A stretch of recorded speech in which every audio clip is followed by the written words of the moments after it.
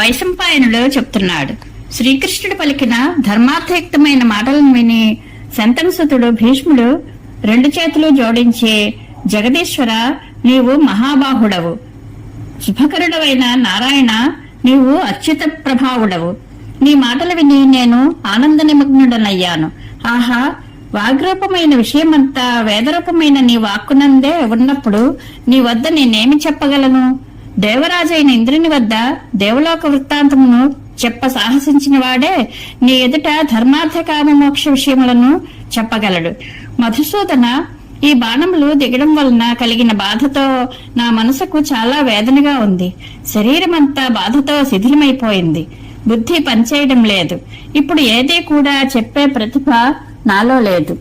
విషంలాగా అగ్నిలాగా ఈ బాణాలు నన్ను నిరంతరం బాధిస్తున్నాయి. బలం క్షీణించిపోతోంది. ప్రాణాలు పోవడానికి తొందరపడుతున్నాయి. నీరసం కారణంగా నాలుక పిడచకట్టుకుపోతోంది. ఈ స్థితిలో నేను ఎలా మాట్లాడగలను? దేవా, నీవు నన్ను అనుగ్రహించు, నన్ను క్షమించు. నేను ఏమీ మాట్లాడలేను. ధర్మోపదేశం చేసేటప్పుడు నీ వద్ద బృహస్పతి కూడా జంకుతాడు. ఇక నా సంగతి చెప్పేదేముంది? నాకు దిక్కులు తెలియవు. భూమి ఆకాశముల గురించి కూడా తెలియదు. కేవలము నీ శక్తి వలననే జీవించి ఉన్నాను. కాబట్టి ధర్మరాజుకు హితమైనదేదో ఆ మాటలు నీవే చెప్పు. నీవు శాస్త్రాలకు కూడా శాస్త్రానివి. శ్రీకృష్ణ, నీవు జగత్కర్తవు, సనాతనుడవు. నీవుండగా నా వంటి సామాన్యుడు ఎలా ఉపదేశించగలడు? గురువు ఉండగా శిష్యుడు ఉపదేశించడానికి అర్హుడవుతాడా అని వినయంగా పలికాడు. శ్రీకృష్ణుడు, గంగానందన, నీకు సమస్త విషయాలు తెలుసును కనుక నీవు చెప్పినది నీకు తగినట్లుగానే ఉన్నది. ఇది కాక బాణాల దెబ్బలకు కలిగిన బాధ విషయంలో నీవు చెప్పిన దానికి నేను నిన్ను అనుగ్రహించి వరమిస్తున్నాను. తీసుకో. ఇప్పటి నుండి నీకు అలసట రాదు, మూర్ఛ ఉండదు, దాహం ఉండదు, రోగం ఉండదు. ఆకలి దప్పుల బాధ కూడా క్రమంగా పోతుంది. నీ మనసులో అన్ని రకాల జ్ఞానము భాసిస్తుంది. నీ బుద్ధి ఏ విషయంలోనూ మొక్కబోదు. నీ మనస్సు ఎప్పుడూ సత్వగుణంలోనే ఉంటుంది. దానిపై రజోగుణ తమోగుణాల ప్రభావం ఉండదు. నీవు ధర్మార్థ విషయాలలో దేనిని గురించి చింతించినా అందులో నీ బుద్ధి సఫలమై ముందుకు సాగుతుంది. నీవు దివ్య దృష్టి పొంది శ్వేదజ, అండజ, ఉద్భిజ, జరాయుజములు అనే 4 రకాల ప్రాణులను చూడగలవు. నీ జ్ఞాన దృష్టితో సంసార బంధాలలో చిక్కుకున్న జీవులను కూడా సాక్షాత్కరింప చేసుకోగలవు అని అనుగ్రహించాడు. వైశంపాయనుడు చెప్తున్నాడు. అనంతరం వ్యాసాది ఋషులందరూ ఋగ్యజుస్సామవేద మంత్రములతో శ్రీకృష్ణ భగవానుని పూజించారు. ఆకాశం నుండి పుష్పవృష్టి కురిసింది. అన్ని రకాల వాద్యాలు మోగాయి. ఇంతలో సూర్యుడు పడమటి దిక్కున అస్తమించడం కనిపించింది. అప్పుడు మహర్షులందరూ లేచి నిలబడి శ్రీకృష్ణ, భీష్మ, యుధిష్ఠిరులతో వెళ్తామని చెప్పారు. అప్పుడు పాండవ సహితుడైన శ్రీకృష్ణుడు, సాత్యకి, సంజయుడు, కృపాచార్యుడు వారందరికీ నమస్కరించారు. అనంతరం ధర్మాత్ములైన ఆ ఋషులు వీరి చేత గౌరవం పొంది రేపు మళ్లీ కలుద్దాం అని చెప్పి వెంటనే తమ తమ నెలవులకు వెళ్లిపోయారు. అనంతరం శ్రీకృష్ణుడు, పాండవులు కూడా భీష్ముని వద్ద వెళ్లడానికి అనుమతి తీసుకుని తమ తమ రథాలను ఎక్కారు. చతురంగ బలాలతో కలిసి వారు హస్తినాపురం వైపు బయలుదేరారు. పాండవ వీరులకు ముందు వెనుక 2 వైపులా సైన్యం నడుస్తోంది. కొద్దిసేపటికి తూర్పున చంద్రోదయమైంది. వెన్నెల చూసి పాండవ సైన్యానికి మిక్కిలి ఆనందం కలిగింది. అందరూ యథాసమయానికి కౌరవ రాజధాని హస్తినాపురానికి చేరుకుని తమకు యోగ్యమైన భవనాలకు వెళ్లి విశ్రాంతి తీసుకోసాగారు. శ్రీకృష్ణ భగవానుడు తన శయ్య మీద పడుకున్నాడు. రాత్రి ముగియడానికి అరజాము ఉందనగా అతడు నిద్ర నుండి లేచి సనాతన బ్రహ్మస్వరూపాన్ని ధ్యానించసాగాడు. ఇంతలో స్తుతి పురాణ పాఠకులు అక్కడికి వచ్చి అతనిని స్తుతించసాగారు. శంఖ మృదంగాలు మోగాయి. వీణా వేణునాదాలు మనోహరంగా వినిపించసాగాయి. యుధిష్ఠిర భవనంలో కూడా మంగళవాద్యాలు మోగసాగాయి. ఇక్కడ శ్రీకృష్ణ భగవానుడు శయ్య నుండి లేచి ప్రాతస్నానం చేసి రహస్యమైన గాయత్రి మంత్రాన్ని జపించి అగ్నిహోత్రం వద్ద కూర్చుని హోమం చేశాడు. అనంతరం చతుర్వేద పారంగతులైన 1000 మంది బ్రాహ్మణులను పిలిచి ప్రతి ఒక్కరికి 1000 గోవులను దానమిచ్చాడు. ఆపై మంగళ ద్రవ్యాలను స్పృశించి సాత్వికిని పిలిచి, యూధాన, రాజభవనానికి వెళ్లి యుధిష్ఠిరుడు భీష్ముని దర్శనానికి వెళ్లడానికి సిద్ధమైనాడేమో కనుక్కో అని ఆజ్ఞాపించాడు. శ్రీకృష్ణుని ఆజ్ఞ విని సాత్యకి వెంటనే రాజు వద్దకు వెళ్లి, రాజా, శ్రీకృష్ణ భగవానుడు భీష్ముల వారి వద్దకు వెళ్లడానికి సిద్ధంగా ఉన్నాడు. కేవలం నీకోసమే నిరీక్షిస్తున్నాడు. ఆపై నీ ఇష్టం అని చెప్పాడు. అది విని యుధిష్ఠిరుడు అర్జునుడితో, ధనంజయ, నా రథం సిద్ధం చేయించు. నేడు సైన్యం వెంట రావడం లేదు. కేవలం మనమే వెళ్తున్నాము. ముందు నడిచే వారిని కూడా ఈ రోజు వద్దని చెప్పాలి. నేటి నుండి భీష్ముడు గూఢమైన ధర్మరహస్యాలు ఉపదేశిస్తాడు. అందుకని అది వినడానికి ఆసక్తి లేని వారిని నేను అక్కడ చేర్చాలనుకోవడం లేదు అని చెప్పాడు. యుధిష్ఠిరుని ఆజ్ఞ ప్రకారం అర్జునుడు అలాగే ఏర్పాటు చేశాడు. అతడు వచ్చి, మహారాజా, రథం సిద్ధమైంది అని తెలియజేశాడు. అప్పుడు యుధిష్ఠిర, భీమార్జున, నకుల సహదేవులు అందరూ ఒకే రథమెక్కి శ్రీకృష్ణుని భవనానికి వెళ్లారు. వారు వెళ్లేసరికి సాత్విక్తో పాటు శ్రీకృష్ణుడు కూడా రథమెక్కి సిద్ధంగా ఉన్నాడు. రథం మీద నుండే అందరూ ఒకరినొకరు రాత్రి సుఖంగా గడిచిందా అని పలకరించుకున్నారు. ఆపై పరస్పరం మాట్లాడుకుంటూ అందరూ కురుక్షేత్రం వైపు సాగి భీష్ముడు అంపశయ్య మీద శయనించిన చోటుకు చేరుకున్నారు. వెళుతూనే వారందరూ రథాల నుండి దిగి తమ కుడి చేతులు చాచి ఋషుల పట్ల గౌరవభావాన్ని ప్రకటించారు. అనంతరం అందరితో పాటుగా యుధిష్ఠిరుడు భీష్ముని దర్శించాడు. జన్మేజయుడు మహాముని అంపశయ్య మీద ఉన్న భీష్ముని వద్దకు పాండవులు వచ్చినప్పుడు వారి మధ్య ఏ ఏ సంగతులు నడిచాయి, అదంతా నాకు చెప్పండి అని అడిగాడు. వైశంపాయనుడు చెప్తున్నాడు, రాజా, అప్పుడు అక్కడికి నారదాది మహర్షులు ఎంతో మంది సిద్ధులు కూడా విచ్చేశారు. మహాభారత యుద్ధంలో మరణించకుండా మిగిలిన యుధిష్ఠిరాది రాజులు, ధృతరాష్ట్రుడు, కృష్ణుడు, భీమార్జునులు, నకుల సహదేవులు భీష్ముని వద్దకు వెళ్లి శోకించసాగారు. అప్పుడు నారదుడు కొద్దిగా ఆలోచించి అక్కడ ఉన్న రాజులతో, పాండవులతో, మహానుభావులారా, భీష్ముడు సూర్యుని వలె ఇప్పుడు అస్తమించబోతున్నాడు కనుక అతనిని ఇప్పుడు అడిగి తెలుసుకోవలసిన సమయం. చతుర్వర్ణాల ధర్మాలు ఇంకా నానా ధర్మాలు అన్నీ కూడా ఇతనికి పూర్తిగా తెలుసును. ఇతడు ముసలివాడయ్యాడు. శరీరం విడిచి ఉత్తమ లోకాలకు వెళ్లబోతున్నాడు.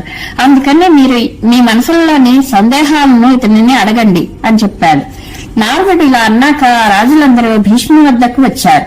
కానీ ఎవరూ కూడా అతనిని ఏదీ అడగడానికి సాహసించలేకపోయారు. ఒకరి ముఖాలు ఒకరు చూసుకోసాగారు. అప్పుడు యుధిష్ఠిరుడు శ్రీకృష్ణునితో, మధుసూదన, పితామహుని అడగగలిగిన వారు నీకంటే ఇతరులెవరూ లేరు కనుక నీవే ముందుగా సంభాషణ ప్రారంభించు. పూజ్యుడా, మనలో అందరికంటే నీవే గొప్ప ధర్మజ్ఞుడవు అన్నాడు. యుధిష్ఠిరుడు ఇలా అనగానే శ్రీకృష్ణ భగవానుడు భీష్ముని, రాజేంద్ర, నీకు రాత్రి సుఖంగా గడిచిందా? ఇప్పుడు నీ బుద్ధి, వివేకము మేల్కొని ఉంటాయి. అన్ని రకాల జ్ఞానము భాషిస్తోంది కదా. మనసులో ఉండే ఆందోళన తొలగిపోయినట్లేనా అని అడిగాడు. భీష్ముడు, వాసుదేవ, నా శరీరపు మంటలు, మనసులోని మోహము, అలసట, వికలత్వం, శోకం, రోగం ఇవన్నీ నీ దయ వల్ల అప్పుడే దూరమైపోయాయి. ఇప్పుడు భూత, భవిష్యత్, వర్తమాన విషయాలను నేను కనకలామలకంలా స్పష్టంగా చూడగలుగుతున్నాను. వేదాలలోని ధర్మాలు, వేదాంతం ద్వారా తెలుసుకోదగిన ధర్మాలు అన్నీ నేను నీవిచ్చిన వరప్రభావం వలన తెలుసుకున్నాను. జనార్దన, శిష్టపురుషులు ఉపదేశించిన ధర్మాలు కూడా నా హృదయంలో ఉన్నాయి. ఆయా దేశాల, జాతుల, వంశముల ధర్మాలు కూడా నాకు తెలియనివి కావు. చతురాశ్రమ ధర్మాల తత్వం కూడా నా మనసులో స్ఫురిస్తోంది. ఇప్పుడు రాజధర్మాలు కూడా సంపూర్ణంగా నేను ఎరుగుదును. ఏ విషయంలో ఏది చెప్పవలసి వచ్చినా అదంతా నేను వివరించగలను. నీ కృప వలన ఇప్పుడు నా మనసులో శుభకరమైన బుద్ధి ప్రవేశించింది. నిన్ను ధ్యానించడం వలన నవయువకుడినైనట్లుగా ఇప్పుడు నా బలం పెరిగింది. నీ అనుగ్రహం వలన శుభదాయకమైన ఉపదేశం ఇవ్వడానికి ఇప్పుడు నాకు శక్తి వచ్చింది. అయినా కూడా నీవు స్వయంగా యుధిష్ఠిరునికి శుభకరమైన ఉపదేశం ఎందుకు ఇవ్వటం లేదు అని నేను అడుగుతున్నాను అన్నాడు. శ్రీకృష్ణుడు, భీష్మ మహాశయ, యశస్సుకి శ్రేయస్సుకి మూలం నేనే. లోకంలో ఉన్న సత్సత్ పదార్థములన్నీ నా నుండి పుట్టినవే. కాబట్టి నేను యశస్సుతో పరిపూర్ణుడనైన వాడిని. ఇప్పుడు నీ యశస్సు పెరగాలి. అందుకే నేను నీకు ప్రచుర బుద్ధిని ప్రసాదించాను. రాజా, ఈ భూమి నిలిచి ఉన్నంత వరకు లోకాలన్నిటా అక్షయమైన నీ కీర్తి వ్యాపిస్తుంది. యుధిష్ఠిరుడు అడిగిన మీదట నీవు ఏది ఉపదేశించినా అది వైదిక సిద్ధాంతం మాదిరిగా ఈ భూమిపై గౌరవం పొందుతుంది. నీవిచ్చిన ఉపదేశం ప్రమాణంగా భావించి దానిని తన జీవితంలో అనుష్ఠించిన వాడు మరణించిన పిమ్మట అన్ని రకాల పుణ్యఫలాలను పొందుతాడు. లోకంలోని సత్కీర్తి అత్యధికంగా విస్తరించేలాగా నేను ఆలోచించి నీకు ఈ దివ్యబుద్ధిని ప్రసాదించాను. రాజా, బ్రతికి ఉన్న ఈ రాజులు మీ దగ్గర ధర్మాలు తెలుసుకోవాలనే కుతూహలంతో కూర్చున్నారు. నీవు వీరికి ఉపదేశించు. నీ స్థితి అందరికంటే ఉన్నతమైనది. శాస్త్రాధ్యయనం, సదాచార పాలనం చేశావు. దాంతోపాటే రాజధర్మాలు, ఇతర ధర్మాలలో కూడా విశేష జ్ఞానం ఉంది. పుట్టింది మొదలుకుని ఇప్పటి వరకు నీలో ఎవరు కూడా ఏ దోషాన్ని చూడలేదు. నీవు సంపూర్ణ ధర్మవేత్తవని ఈ రాజులందరూ అంగీకరిస్తున్నారు. నీవు ఎప్పుడూ దేవతలను, ఋషులను ఉపాసించావు కనుక నీవు అవశ్యము ధర్మోపదేశం చేయాలి. విద్వాంసుని ఎవరైనా అడిగినప్పుడు ఆ వినాలనుకునే వారికి ధర్మోపదేశం చేయడం అతనికి ఉచితమని మనీషులు చెప్పిన ధర్మం. అడిగినప్పటికీ ఉపదేశించని వానికి గొప్ప పాపం అంటుతుంది. కనుక జిజ్ఞాసతో అడిగినప్పుడు నీవు వీరికి అవశ్యం ఉపదేశం చేయాలి అని సమాధానమిచ్చాడు. వైశంపాయనుడు చెప్తున్నాడు, రాజా, శ్రీకృష్ణ భగవాను మాటలు విని భీష్మ పితామహుడు, గోవింద, నీ అనుగ్రహం వలన ఇప్పుడు నా మనసు స్థిరంగా ఉంది. నా వాక్కుకు కూడా బలం వచ్చింది. ఇక ధర్మాత్ముడైన యుధిష్ఠిరుడు నన్ను ధర్మ విషయకమైన ప్రశ్నలు అడగవచ్చును. అందువల్ల నాకు ఆనందంగానూ ఉంటుంది. నేను అతనికి పూర్తిగా ధర్మోపదేశము చేయగలుగుతాను. ధైర్యం, ఇంద్రియం నిగ్రహం, బ్రహ్మచర్యం, క్షమ, ధర్మం, ఓజస్సు, తేజస్సు ఎల్లప్పుడూ కలిగి ఉండేవాడు. బంధువులను, అతిథులను, సేవకులను, శరణాగతులను ఎప్పుడూ గౌరవిస్తూ ఉండేవాడు. సత్యం, దానం, తపస్సు, శూరత్వం, శాంతి, దక్షత, స్థిరత మొదలైన సమస్త సద్గుణాలు ఎల్లప్పుడూ తనలో ఉన్నవాడు. కామంతో గాని, భయంతో గాని, క్రోధంతో గాని, లేక ఏదైనా స్వార్థంతో కూడిన లోభంతో గాని ఎప్పుడూ అధర్మం చేయనివాడు. యజ్ఞం, వేదాధ్యయనం, ధర్మం ఎప్పుడూ తన లక్షణాలుగా విరాజిల్లేవాడు. శాస్త్ర రహస్యాలు విన్నవాడు, నిత్యము శాంతంగా ఉండేవాడు అయిన పాండునందనుడు యుధిష్ఠిరుడు నన్ను ప్రశ్నించవచ్చును అని అనుమతించాడు. శ్రీకృష్ణుడు, రాజా, యుధిష్ఠిరునికి నీ దగ్గరికి రావడానికి సంకోచంగా ఉంది.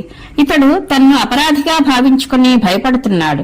పూజ్యులు, ఆదరపాత్రులు, తాను భక్తితో కొలిచేవారు, గురుజనులు, బంధువులు, సంబంధీకులు, అర్ఘ్యప్రదానానికి యోగ్యులు అయిన వారినందరినీ ఇతడు బాణాలతో చీల్చి చెండాడాడు. ఈ భయంతోనే ఇతడు నీ దగ్గరికి రావడం లేదు అని చెప్పాడు. అప్పుడు భీష్ముడు, శ్రీకృష్ణ, దానం, అధ్యయనం, తపస్సు ఇవి బ్రాహ్మణులకు ధర్మం అయినట్లుగానే క్షత్రియునికి యుద్ధంలో శత్రువుల శరీరాలను బాణాలు వేసి పడగొట్టడం ధర్మమే. పెదతండ్రి, పినతండ్రి, తండ్రి, సోదరుడు, గురువు, సంబంధి, బంధువులు ఎవరైనా సరే అసత్య మార్గంలో నడుస్తున్నప్పుడు యుద్ధంలో అతనిని చంపడం ధర్మమే.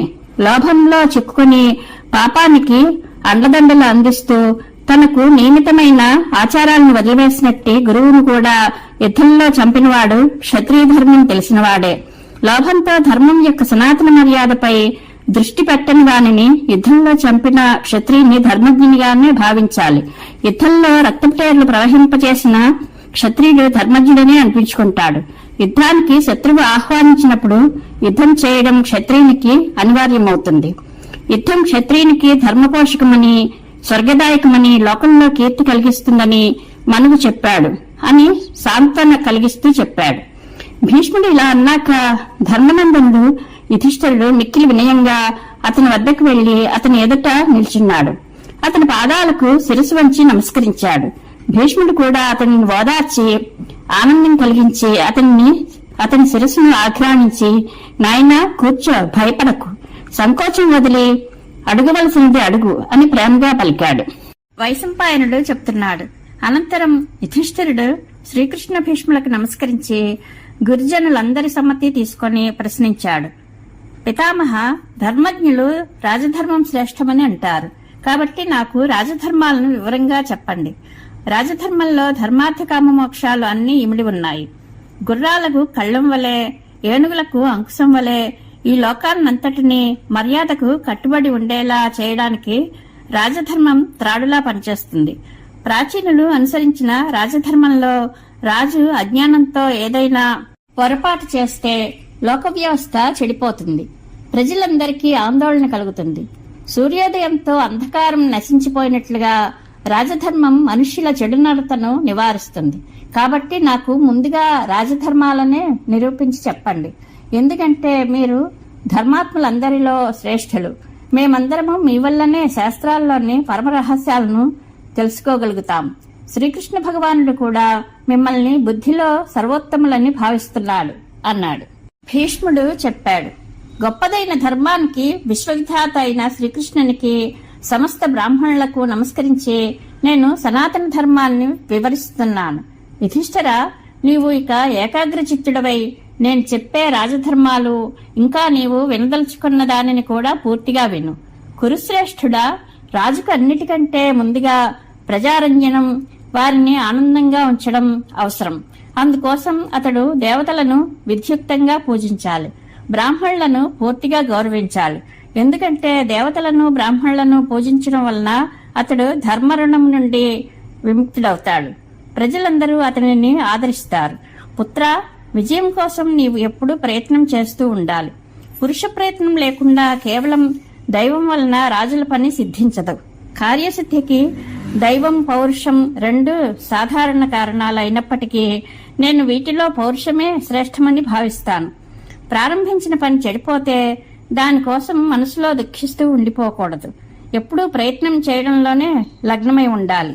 ఇదే రాజులకు ప్రధానమైన నీతి అని ఈ విధంగా రాజధర్మాలను, యోగశాస్త్ర, సాంఖ్యశాస్త్ర ధర్మాలను, వేద పురాణేతిహాసాలను, ధర్మార్థ కామమోక్ష చతుర్విధ పురుషార్థ ధర్మములను, సమస్త ధర్మశాస్త్ర విషయాలను ఉపదేశించి దేవతలు, ఋషులు మొదలైన వారి పేర్లు చెప్పి ప్రతిదినం ఉదయాన్నే లేచి స్నానాదులు చేసి శుద్ధుడై ప్రాతకాలంలోనూ సాయంకాలంలోనూ వారి నామాలను పఠించేవాడు ధర్మఫలాన్ని అనుభవిస్తాడు అని భీష్మ పితామహుడు ధర్మరాజునికి చెప్పాడు.